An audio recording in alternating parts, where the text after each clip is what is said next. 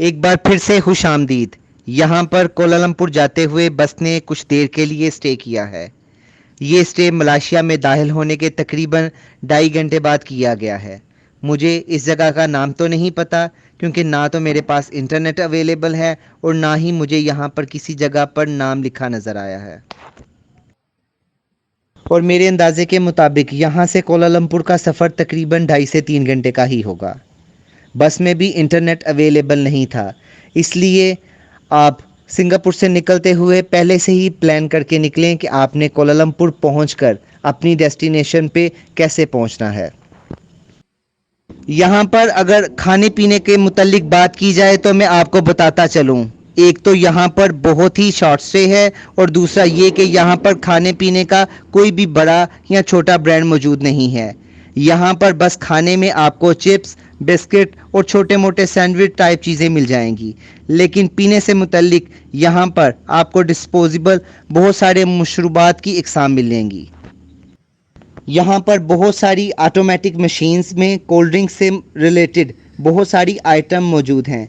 जैसा कि आप इस वीडियो में देख सकते हैं, इस मशीन में चाय और कॉफ़ी की बहुत सारी इकसाम मौजूद हैं और इस मशीन में आपको बहुत सारी इकसाम की कोल्ड ड्रिंक्स मिलेंगी। आप तसव्वुर नहीं कर सकते, इनमें से बहुत सारी कोल्ड ड्रिंक बहुत मज़ेदार हैं। इन सब प्रोडक्ट की प्राइस मलेशियन करेंसी में है। आप यहाँ पर डेबिट कार्ड और क्रेडिट कार्ड भी इस्तेमाल कर सकते हैं, लेकिन आप जब भी सफ़र के लिए निकलें तो कुछ मलेशियन रिंगट अपने साथ ज़रूर ले लें, ताकि आपको इन चीज़ों की ख़रीदारी में आसानी हो।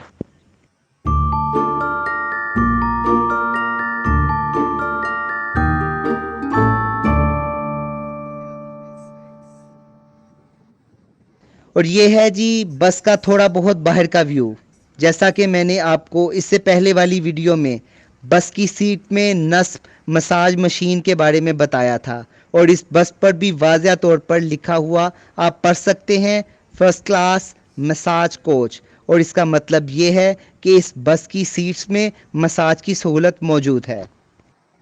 आप बस पर बैठने से पहले इसे भी पढ़ सकते हैं और इससे आपको अंदाज़ा हो जाएगा कि आपकी बस की सीट्स में मसाज की सहूलत मौजूद है या नहीं है।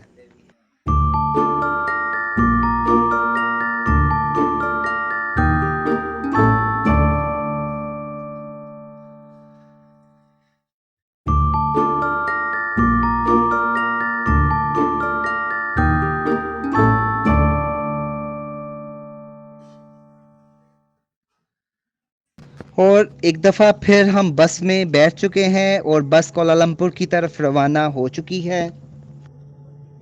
बहरहाल जिस जगह पर बस ने स्टे किया हुआ था, ये जगह भी बहुत खूबसूरत और पुरसकून थी। यहाँ पर स्टे तकरीबन 20 मिनट का था। 20 मिनट के बाद बस में दोबारा से मुसाफिर बैठना शुरू हो जाते हैं, और इससे कुछ मिनट बाद भी अगर बस में मुसाफिर पूरे ना हो तो बस की तरफ से लाउड स्पीकर में बस का नंबर अनाउंस करके मुसाफिरों को आगाह किया जाता है, ताकि बाकी के मुसाफिर बस में जल्दी से सवार हों और बस अपने वक़्त से रवाना हो सके और अपने मुकर्ररा वक़्त पर अपनी डेस्टिनेशन पर पहुंच सके। शायद आपने इन प्रोडक्ट की प्राइस को भी नोट किया हो। अगर आपने नोट किया है तो यकीनन आप अंदाज़ा कर रहे होंगे कि ये बहुत ही मुनासिब प्राइस में अवेलेबल हैं। एक और मज़े की बात यह है कि मैं बहुत वक्त से यहाँ पर आ रहा हूँ। उस दौरान दुनिया के हालात बहुत ज़्यादा बदले हैं, लेकिन मैंने इन चीज़ों की कीमतों में मलेशियन रिंगट के हिसाब से कोई खासा इजाफा महसूस नहीं किया। मलेशियन रिंगट में हर चीज़ के पीछे सिर्फ कुछ ही पैसों का इजाफा हुआ है। मैं यहाँ पर यह भी कह सकता हूँ कि मेरे मुताबिक सिर्फ 1 या 2% प्राइस में इजाफा देखने में आया है। आप इन प्राइस को नोट कर लें और चंद सालों बाद जब आप यहाँ पर आएँ तो मुझे यकीन है कि आपको प्राइस में कुछ खासा इजाफा नज़र नहीं आएगा। आप इस स्टे के दौरान फ्रेश होकर कुछ भी खरीद कर खा पी सकते हैं, क्योंकि इस सफ़र में आपको बस की तरफ से कुछ भी खाने या पीने के लिए नहीं मिलेगा, और वैसे भी बस में खाना पीना सख्ती से मना है। आप इस सफ़र में बस में सिर्फ बिस्किट चिप्स वगैरह ही खा सकते हैं। इसके अलावा प्रॉपर खाना इस बस में सख्ती से मना है। अगर आपने प्रॉपर खाना खाना है तो स्टे के दौरान ही खाना है, क्योंकि बस के दोनों पोर्शंस में कैमरे लगे हुए हैं। जैसे ही कोई शख्स खाता नज़र आएगा तो ड्राइवर या हेल्पर की तरफ से बस के स्पीकर में सीट के नंबर से उस मुसाफिर को मुखातब करके खाना खाने से मना किया जाएगा। और यहाँ पर मज़े की बात यह है कि सिंगापुर से हम अपने खाने पीने का सामान ले आए थे, जैसा कि बहुत सारे और मुसाफिर भी अपने साथ खाना कैरी करके ले आए हुए थे, जिन्हें आइडिया नहीं था कि बस में खाना मना है। और जब बस ने यहाँ पर स्टे किया तो फाइनली हमने वो खाना जो अपने साथ कैरी करके ले आए थे उसे खाया, और यहाँ से कोल्ड ड्रिंक वगैरह ठंडी ठंडी कोल्ड ड्रिंक्स पी और बहुत मज़ा आया। आपको शायद आइडिया होगा कि नॉर्मली बस के स्टॉप पर या बस के स्टे वाली जगहों पर बाकी जगहों की निस्बत प्रोडक्ट की कीमतें थोड़ी इजाफी होती हैं, लेकिन मलेशिया में ये चीज़ आपको बहुत ही कम देखने में मिलेगी। आप यहाँ पर ये भी कह सकते हैं कि यहाँ पर मुसाफिरों का थोड़ा ख्याल भी किया जाता है। और सफ़र का मज़ा तब ही आता है जब आप सफ़र पे हों और आपको अपनी ज़रूरियात की सारी चीज़ें मिलें, खाने पीने की चीज़ें मिलें, और वो भी मुनासिब प्राइस में।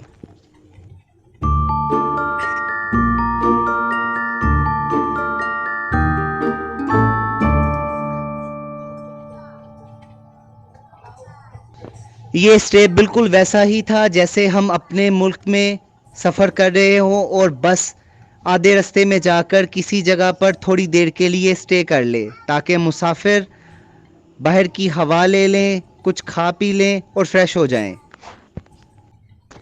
हम कोलालमपुर दाखिल हो चुके हैं और आप इस वीडियो में आसमान को देख सकते हैं जो मुकम्मल तौर पर बादलों से घिरा हुआ है।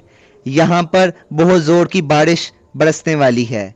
यहाँ का मौसम बहुत मज़ेदार है, एकदम बादल आते हैं, एकदम बारिश बरसती है और एकदम सारी आमदोरफ्त रुक जाती है, और बारिश के रुकते ही एकदम सारी आमदोरफ्त फिर से चल पड़ती है।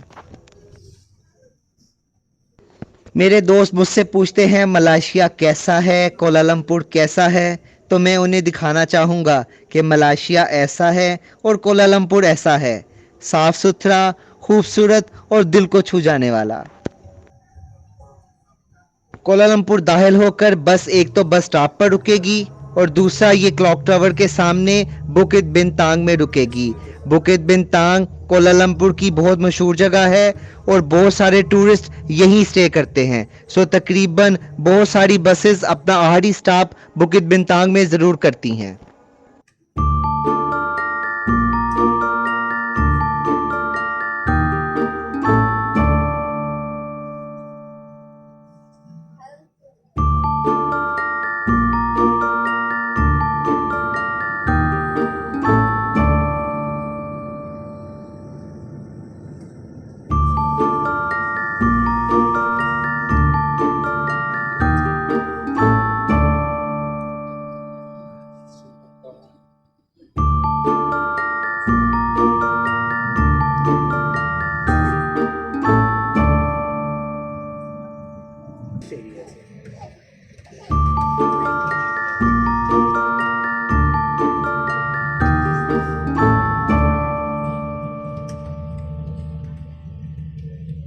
कोलालमपुर दाखिल होते ही ये इफ्तिताइया बारिश है। सड़कें, गाड़ियां, बिल्डिंग एक दफ़ा फिर धुलकर साफ हो चुकी हैं। जब हम बस से उतरे तो अच्छी खासी बारिश हो चुकी थी, लेकिन हमें होटल पहुंचने में बिल्कुल भी मसला नहीं आया, क्योंकि रास्ते में ना तो पानी खड़ा था और ना ही किसी किस्म का कीचड़ वगैरह था। मलेशिया में भी साल के 365 दिन बारिशें ज़रूर होती हैं, इसलिए इंफ्रास्ट्रक्चर इतना शानदार है कि बारिश का पानी रोज़मर्रा की ज़िंदगी को बिल्कुल भी मुतासर नहीं करता।